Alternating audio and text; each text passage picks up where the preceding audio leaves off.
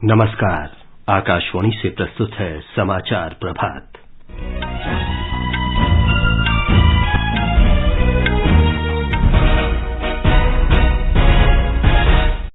महाराष्ट्र विधानसभा में बहुमत परीक्षण पर रोक लगाने से उच्चतम न्यायालय के इनकार के बाद मुख्यमंत्री उद्धव ठाकरे ने त्यागपत्र दिया। प्रधानमंत्री नरेंद्र मोदी आज नई दिल्ली में उद्यमी भारत कार्यक्रम में हिस्सा लेंगे। सूक्ष्म, लघु और मध्यम उद्यम क्षेत्र की कई योजनाओं का शुभारंभ करेंगे। भारतीय अंतरिक्ष अनुसंधान संगठन PSLV रॉकेट से आज सिंगापुर के 3 उपग्रहों को अंतरिक्ष में भेजेगा। भारत ने उच्च गति के विस्तारित हवाई लक्ष्य वाले विमान अभ्यास का सफल परीक्षण किया। कड़ी सुरक्षा के बीच वार्षिक अमरनाथ यात्रा पहलगाम और बालतल से शुरू। स्वतंत्रता की 75वीं वर्षगांठ के अवसर पर ब्रिटेन ने भारतीय विद्यार्थियों के लिए 75 छात्रवृत्तियों की घोषणा की। भारतीय मुक्केबाज सिमरनजीत कौर और अनंत चोपड़े कजाकिस्तान में एलोर्डा कप के क्वार्टर फाइनल में, और विंबलडन टेनिस में एंडी मरे, कैस्पर रूड और इमा राडुकॉन टूर्नामेंट से बाहर।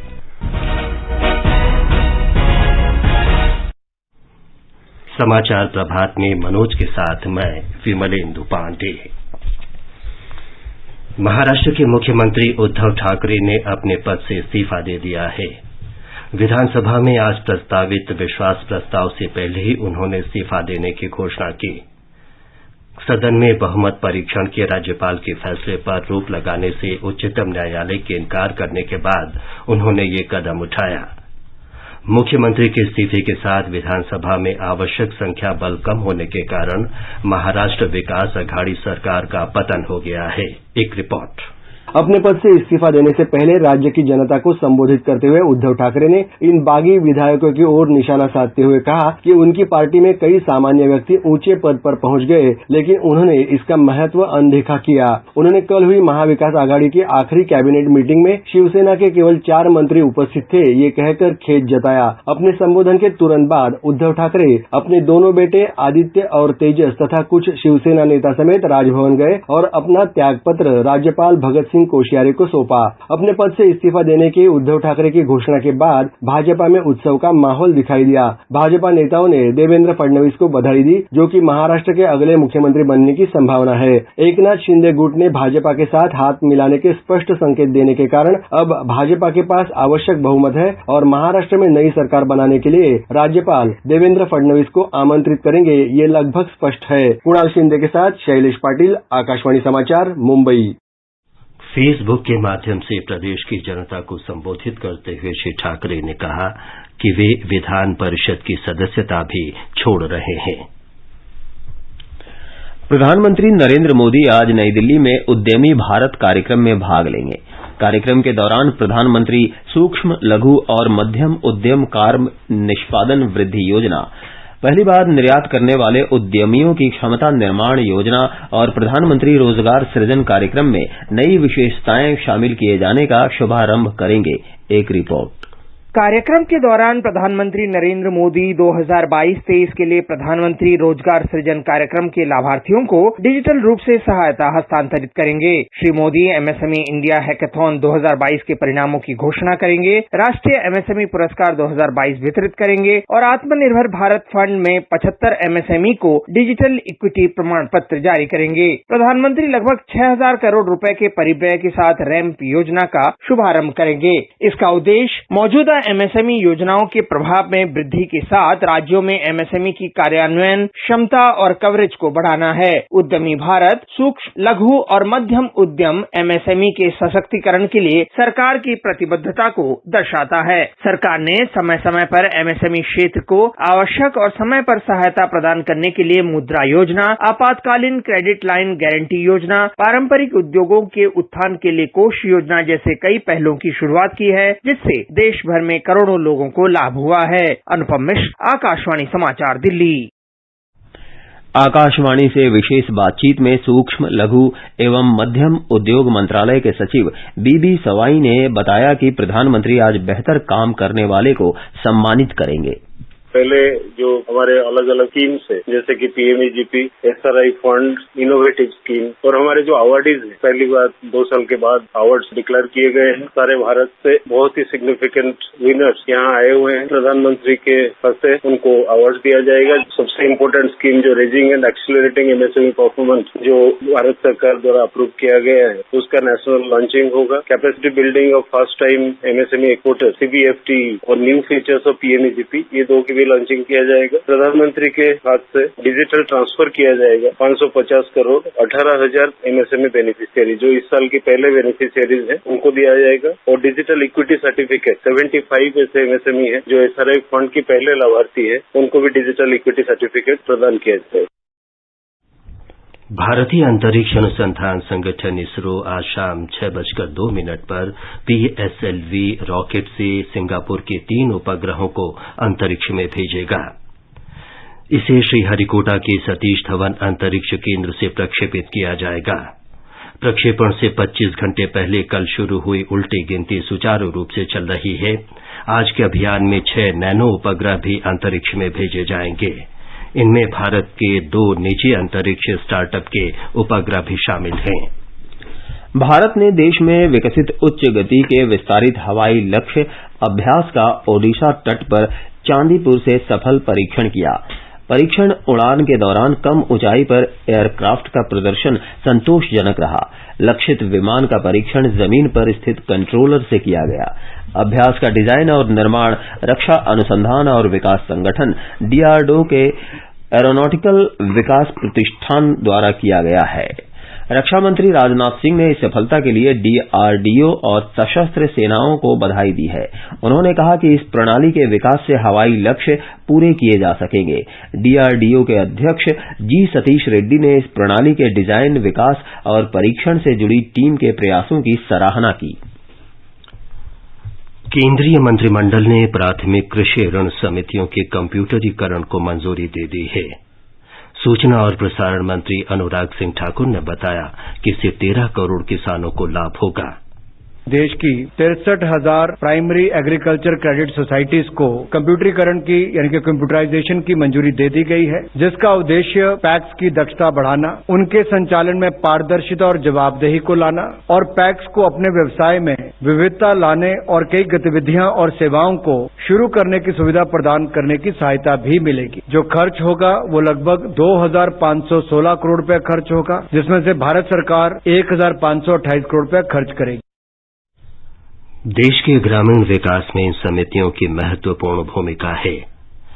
देश में सभी संस्थाओं द्वारा दिए जाने वाले किसान क्रेडिट कार्ड ऋण का 41% ये समितियां देती हैं। 95% क्रेडिट कार्ड ऋण इन समितियों के माध्यम से लघु और मध्यम किसानों को दिए जाते हैं।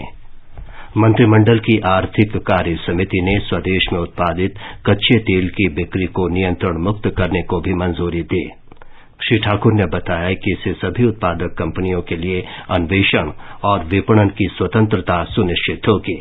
देश में उत्पादित 99% क्रूड सरकारी रिफाइनरीज को एलोकेट किया जाता है। ये व्यवस्था तब से चली आ रही है जब से क्रूड ऑयल का उत्पादन पब्लिक सेक्टर कंपनीज करती थी और रिफाइनरी की भी पब्लिक सेक्टर कंपनीज ही करती थी। ये निर्णय 1 अक्टूबर 2022 से प्रभावी होगा। सरकारी राजस्व जैसे कि रॉयल्टी, सेस इत्यादि यूनिफॉर्म तरीके से सभी कॉन्ट्रैक्ट पर निर्धारित किए जाएंगे। So whatever they going to explore and produce that will be saleable only in the domestic market, but they will have a freedom not only to sell it to the government companies but also to any private company. माल और सेवा कर GST परिषद ने कई सेवाओं और वस्तुओं की कर की दरों में बदलाव किया है। वित्त और कंपनी कार्य मंत्री निर्मला सीतारामन की अध्यक्षता में चंडीगढ़ में संपन्न जीएसटी परिषद की 47वीं बैठक में ये फैसले किए गए। वित्त मंत्री ने परिषद को निर्देश दिया कि कैसीनो, रेसकोर्स और ऑनलाइन गेमिंग पर मंत्रियों के समूह को राज्यों से मिले सुझावों पर पुनर्विचार करना चाहिए और शीघ्र ही रिपोर्ट प्रस्तुत करनी चाहिए। एलईडी लैंप, लाइट और धातु मुद्रित सर्किट बोर्ड पर जीएसटी की दर 12% से बढ़ाकर 18% कर दी गई है। सोलर वाटर हीटर और सिस्टम पर जीएसटी की दर 5% से बढ़ाकर 12% कर दी गई। सड़क, पुल, रेलवे, मेट्रो और अंतिम संस्कार स्थलों के लिए अनुबंधित कार्य पर कर की दर 12% से बढ़ाकर 18% कर दी गई है। भारत के अगले उपराष्ट्रपति का चुनाव 6 अगस्त को होगा। निर्वाचन आयोग ने बताया कि उपराष्ट्रपति पद के चुनाव के लिए 5 जुलाई को अधिसूचना जारी की जाएगी। 19 जुलाई तक नामांकन पत्र भरे जा सकेंगे। 20 जुलाई को नामांकन पत्रों की जांच की जाएगी। उपराष्ट्रपति एम वेंकैया नायडू का कार्यकाल 10 अगस्त को समाप्त हो रहा है।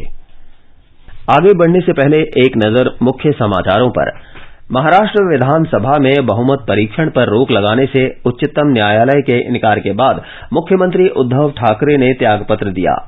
प्रधानमंत्री नरेंद्र मोदी आज नई दिल्ली में उद्यमी भारत कार्यक्रम में हिस्सा लेंगे। लघु, सूक्ष्म और मध्यम उद्यम क्षेत्र की कई योजनाओं का शुभारंभ करेंगे। भारतीय अंतरिक्ष अनुसंधान संगठन PSLV रॉकेट से आज सिंगापुर के 3 उपग्रहों को अंतरिक्ष में भेजेगा। भारत ने उच्च गति के विस्तारित हवाई लक्ष्य वाले विमान अभ्यास का सफल परीक्षण किया। कड़ी सुरक्षा के बीच वार्षिक अमरनाथ यात्रा पहलगाम और बालतल से शुरू। स्वतंत्रता की 75वीं वर्षगांठ के अवसर पर ब्रिटेन ने भारतीय विद्यार्थियों के लिए 75 छात्रवृत्तियों की घोषणा की। भारतीय मुक्केबाज सिमरनजीत कौर और अनंत चोपड़े कजाकिस्तान में एलोर्डा कप के क्वार्टर फाइनल में, और विंबलडन टेनिस में एंडी मरे, कैस्पर रुड और इमा राडुकानु टूर्नामेंट से बाहर। आजादी के अमृत महोत्सव के पावन अवसर पर आकाशवाणी समाचार के कार्यक्रम परिक्रमा में बृहस्पतिवार को शाम 4:45 पर सुनिए देश की आजादी में अपना अमूल्य योगदान देने वाले भारतीय स्वतंत्रता संग्राम के सेनानियों की वीर गाथा।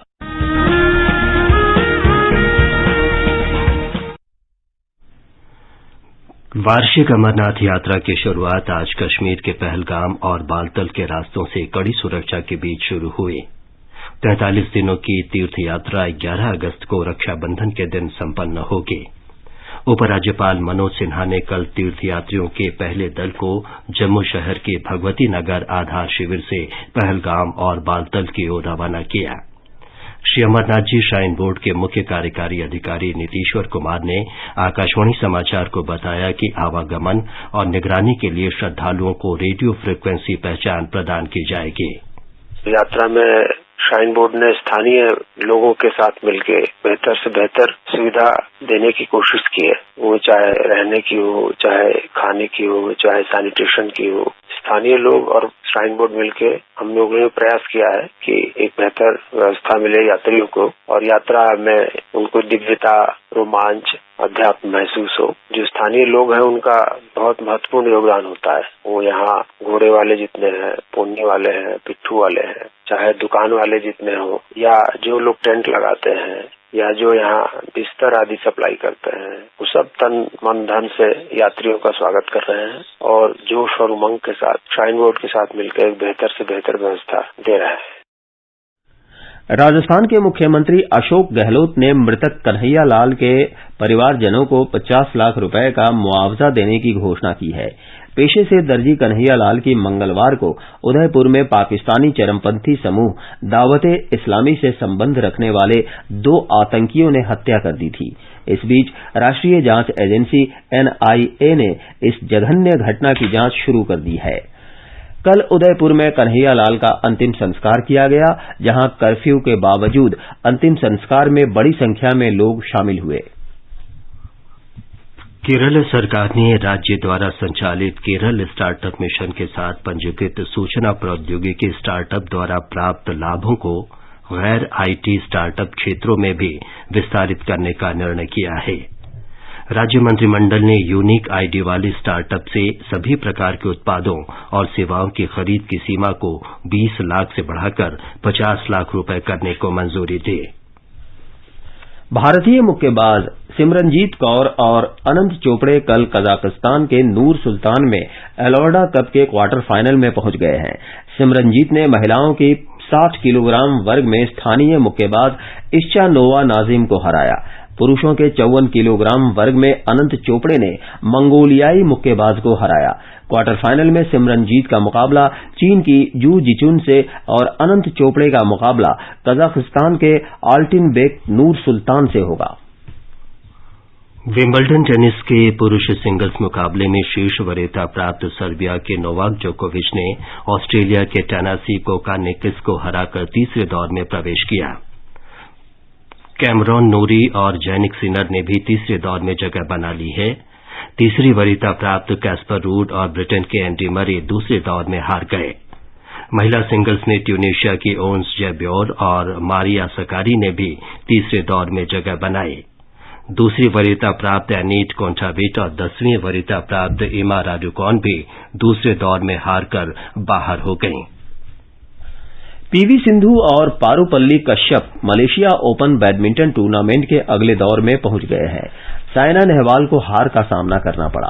आज सिंधु का सामना थाईलैंड की पीटियापोर्न से और कश्यप का मुकाबला थाईलैंड के कुनलावुत से होगा। एचएस प्रणॉय चीनी ताइपे के चाउ तीन चेन के साथ खेलेंगे। आज ही पुरुष डबल्स में सात्विक साईराज रंकीरेड्डी और चिराग शेट्टी की जोड़ी का सामना मलेशिया की जोड़ी से होगा। भारत की स्वतंत्रता की 75वीं वर्षगांठ के अवसर पर ब्रिटेन ने सितंबर से वहां पढ़ाई करने के लिए भारतीय छात्रों के लिए 75 छात्रवृत्ति पेशकश की है। इस योजना के लिए ब्रिटिश सरकार ने भारत के प्रमुख व्यापारिक घरानों के साथ भागीदारी की है। ब्रिटिश उच्चायोग ने कहा कि ये 1 वर्षीय स्नातकोत्तर कार्यक्रम के लिए पूरी तरह से वित्त पोषित छात्रवृत्ति की अब तक की सबसे बड़ी संख्या है। ये घोषणा ऐसे समय में हुई है जब भारत और ब्रिटेन के नेता लंदन में इंडिया ग्लोबल फोरम में हिस्सा लेने के लिए एकत्र हुए हैं। आजादी का अमृत महोत्सव के अंतर्गत आइए अब सुनते हैं आकाशवाणी की विशेष प्रस्तुति आजादी का सफर। आजादी का अमृत महोत्सव।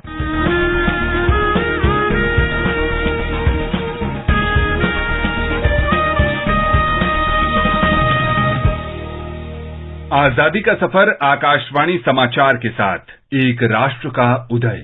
भारत का गौरवशाली स्वतंत्रता संग्राम आधुनिक विश्व में घटित महानतम संघर्षों में से एक है।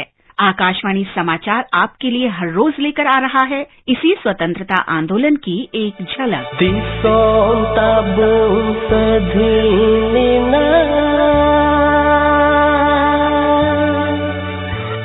Disom tabun rukhyaina 1855 में 30 जून को संथाल विद्रोह की शुरुआत हुई। तत्कालीन बंगाल प्रेसिडेंसी के संथाल जनजातीय समुदाय ने ब्रिटिश ईस्ट इंडिया कंपनी और जमींदारी प्रथा के खिलाफ आवाज बुलंद की और बगावत शुरू कर दी। 1857 की क्रांति से 2 वर्ष पहले आरंभ हुआ ये संथाल आंदोलन 10 नवंबर 1855 तक मार्शल लॉ घोषित किए जाने तक जारी रहा।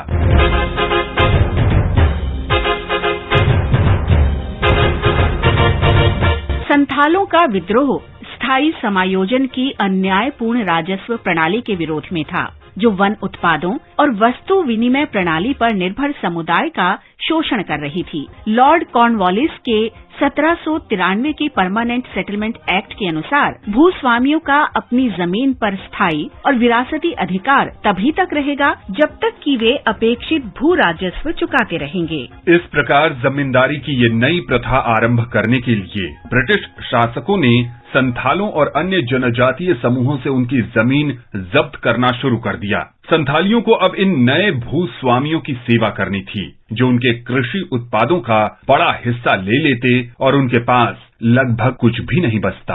अपने गुजारे के लिए उन्हें साहूकारों से उधार लेना पड़ता था, जो इन वंचित और निर्धन लोगों को अनाप शनाप दरों पर ऋण देते। विवश होकर संथालों को पीढ़ी दर पीढ़ी बंधुआ मजदूरी करने को मजबूर होना पड़ा और वे ब्रिटिश शासकों की मांग पूरी करने के लिए जमीन जोतते रहे। अनेक संथालियों को अंग्रेजों द्वारा शुरू की गई नील की खेती या रेलवे निर्माण कार्यों में भी काम करना पड़ा।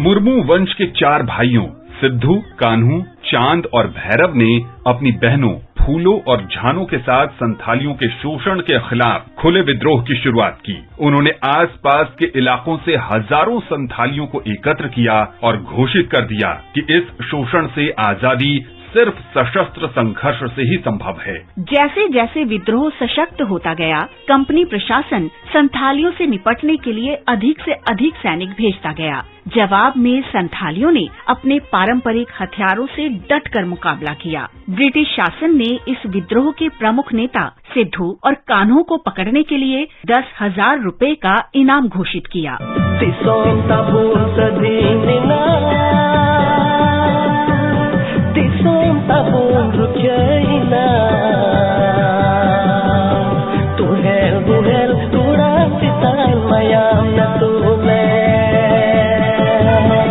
हजारों संथाल और उनके गांव के गांव इस संघर्ष की बलि चढ़ गए। हाथियों ने उनके घरों को रौंद डाला।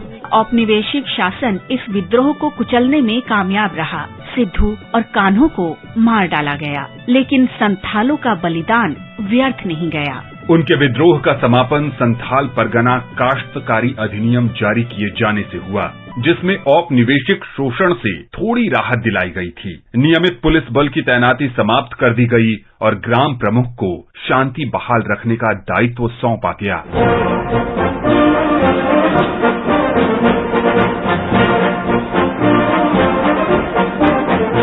आजादी की पहली लड़ाई के दौरान 30 जून 1857 को चिन्हट अवध के निकट इस्माइलगंज में ब्रिटिश सेना और भारतीय स्वतंत्रता सेनानियों के बीच चिन्हट का युद्ध हुआ था। ब्रिटिश सेना का नेतृत्व अवध के चीफ कमिश्नर हेनरी लॉरेंस कर रहे थे और भारतीय आंदोलनकारियों का नेतृत्व ब्रिटिश सेना के पूर्व अधिकारी बरकत अहमद के हाथों में था। स्वतंत्रता संग्राम के दौरान अंग्रेजों से लड़ाई में भारतीय सेनानियों को मिली कुछ प्रमुख जीत में चिन्हट युद्ध भी शामिल था।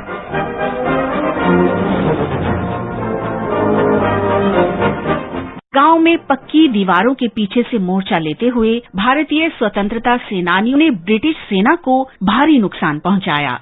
अनेक ब्रिटिश अधिकारियों के साथ रेजिमेंट का कार्यवाहक commanding officer lieutenant colonel William Cass मारा गया। ब्रिटिश सेना के कई भारतीय सैनिक, विशेषकर तोपची, भारतीय पक्ष में आ गए और उन्होंने अपनी तोपों की दिशा बदल दी। ब्रिटिश सेना को बाध्य होकर लखनऊ में ब्रिटिश रेसिडेंसी लौटना पड़ा।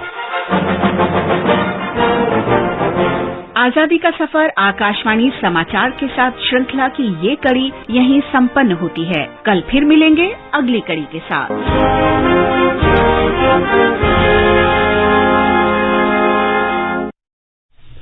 आकाशवाणी समाचार सुनते रहें और आजादी के अमृत महोत्सव में हमारे साथ शामिल रहें। आजादी के 75 वर्षों का पर्व अमृत महोत्सव के पावन अवसर पर आकाशवाणी समाचार लेकर आया है अमृत महोत्सव क्विज। आप भी इस क्विज का हिस्सा बन सकते हैं। हमारे समाचार बुलेटिनों में पूछे गए स्वतंत्रता आंदोलन से जुड़े प्रश्नों का जवाब देकर। आपसे ये सवाल प्रत्येक सोमवार और मंगलवार को सुबह 8 बजे प्रसारित होने वाले बुलेटिन समाचार प्रभात में पूछे जाएंगे। श्रोता ईमेल amritmahotsavquiz@gmail.com पर अपने जवाब भेज सकते हैं। जवाब के साथ आप अपना नाम, पता और फोन नंबर भी भेजिए ताकि विजेता बनने पर हम आपसे संपर्क कर सकें। विजेता का चुनाव ईमेल पर मिले सही जवाबों में से लकी ड्रॉ के माध्यम से होगा और इसकी घोषणा अगले दिन इसी बुलेटिन में की जाएगी। विजेता को प्रमाण पत्र के साथ एक उपहार भी दिया जाएगा। साथ ही विजेता का नाम हमारे ट्विटर हैंडल पर भी फ्लैश होगा। तो आइए मनाएं आजादी के 75 वर्षों का पर्व अमृत महोत्सव आकाशवाणी समाचार के साथ।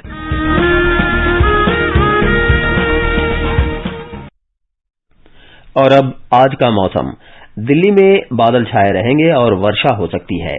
मुंबई में बादल छाए रहने के साथ तेज वर्षा की आशंका है। चेन्नई में आंधी तूफान के साथ वर्षा होने का अनुमान है। कोलकाता में भी हल्की वर्षा हो सकती है। श्रीनगर और जम्मू में बादल छाए रहेंगे। लेह और गिलगित में आसमान साफ रहेगा। गुवाहाटी, इम्फाल, अगरतला, गंगटोक, कोहिमा, शिलांग, ईटानगर और आइजोल में हल्के बादल छाए रहेंगे। कुछ स्थानों पर वर्षा हो सकती है। मणिपुर के तामेंग लोंग और नोनी जिलों से होकर बह रही इजी नदी के बड़े भूस्खलन की वजह से पूरी तरह नदी अवरुद्ध हो गई है। कल रात बड़े पैमाने पर हुए भूस्खलन की वजह से इम्फाल से करीब 50 किलोमीटर दूर इम्फाल जिरीबाम मार्ग पर नदी का पानी नोनी बाजार के पास पूरी तरह रुक गया। कुछ लोगों के मलबे में भी दबे होने की आशंका है। आसपास के गांव में बाढ़ की आशंका बन गई है। ये समाचार हमारी वेबसाइट newsonair.gov.in/hindi पर भी उपलब्ध हैं। मनोज, अब बताएं कि आज के समाचार पत्रों में क्या विशेष है। जी विमलेंदु, महाराष्ट्र के मुख्यमंत्री उद्धव ठाकरे का विश्वास मत से पहले इस्तीफा अखबारों की बड़ी खबर है। नवभारत टाइम्स के शब्द हैं, सुप्रीम फैसले के बाद उद्धव ने दिया इस्तीफा। राज्यपाल ने शक्ति परीक्षण को कहा, न्यायालय से भी नहीं मिली राहत। शिंदे गुट के विधायक गोवा पहुंचे। जनसत्ता की सुर्खी है, उदयपुर हमले के तार पाकिस्तान से जुड़े। अमर उजाला तालिबानी बर्बरता शीर्षक से लिखता है, पाकिस्तानी आतंकी संगठन से जुड़े हैं कातिलों के हाथ। कराची में प्रशिक्षण, एनआईए जांच शुरू। चंडीगढ़ में जीएसटी परिषद की संपन्न बैठक पर राजस्थान पत्रिका की सुर्खी है, राज्यों की क्षतिपूर्ति व्यवस्था पर फैसला नहीं। कसिनो और ऑनलाइन गेमिंग, हॉर्स रेसिंग और लॉटरी पर 28% जीएसटी लगाने का फैसला फिलहाल टला। दैनिक जागरण लिखता है, सूक्ष्म लघु और मध्यम उद्यम को बड़ा तोहफा, अब बिना पंजीयन कर सकेंगे ऑनलाइन कारोबार। 40 लाख रुपए सालाना तक का कारोबार करने वाले उद्यमियों को मिलेगा लाभ।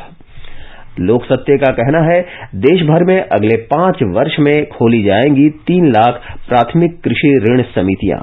सहकारिता क्षेत्र को मजबूत बनाने के लिए केंद्रीय सहकारिता मंत्रालय राज्यों के साथ मिलकर कर रहा है काम। दैनिक जागरण कहता है, ग्रीन हाइड्रोजन के लिए बने 3 कॉरिडोर, नीति आयोग ने तैयार की रूपरेखा। वर्ष 2050 तक मांग में 4 गुना वृद्धि होने की उम्मीद। हिंदुस्तान की खबर है, नालंदा में विदेशी पर्यटकों की दिलचस्पी बढ़ी। खुदाई के अवशेष बने पर्यटकों की पहली पसंद। ताजमहल देखने वाले विदेशी पर्यटकों की संख्या हुई कम। दैनिक भास्कर लिखता है, अमेरिका में अवैध प्रवेश का नया द्वार कनाडा, इनमें 25% भारतीय। न्यू अमेरिकन इकोनॉमी की रिपोर्ट के अनुसार अमेरिका में अवैध प्रवासियों में भारतीयों का है तीसरा बड़ा हिस्सा। अब कुछ और समाचार। मैड्रिड शिखर सम्मेलन के बाद जारी अंतिम घोषणा में कहा गया है कि नेटो नेताओं ने रूस को गठबंधन के सदस्य देशों की सुरक्षा के लिए सबसे महत्वपूर्ण और सीधा खतरा बताया है। घोषणा में स्वीडन और फिनलैंड के लिए नेटो का औपचारिक निमंत्रण शामिल है। इसमें कहा गया है कि रूसी संघ मित्र राष्ट्रों की सुरक्षा और यूरो अटलांटिक क्षेत्र में शांति और स्थिरता के लिए सबसे महत्वपूर्ण और प्रत्यक्ष खतरा है। अंत में मुख्य समाचार एक बार फिर। महाराष्ट्र विधानसभा में बहुमत परीक्षण पर रोक लगाने से उच्चतम न्यायालय के इनकार के बाद मुख्यमंत्री उद्धव ठाकरे ने त्यागपत्र दिया। प्रधानमंत्री नरेंद्र मोदी आज नई दिल्ली में उद्यमी भारत कार्यक्रम में हिस्सा लेंगे।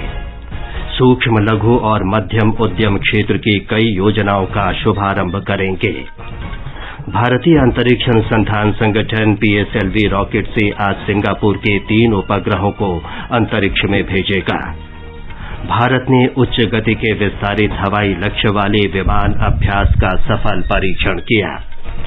कड़ी सुरक्षा के बीच वार्षिक अमरनाथ यात्रा पहलगाम और बालतल से शुरू। स्वतंत्रता की 75वीं वर्षगांठ के अवसर पर ब्रिटेन ने भारतीय विद्यार्थियों के लिए 75 छात्रवृत्तियों की घोषणा की और भारतीय मुक्केबाज सिमरनजीत कौर और अनंत चोपड़े कजाकिस्तान में एलोडा कप के क्वार्टर फाइनल में पहुंचे। इसके साथ ही समाचार प्रभात का ये अंक समाप्त हुआ। नमस्कार।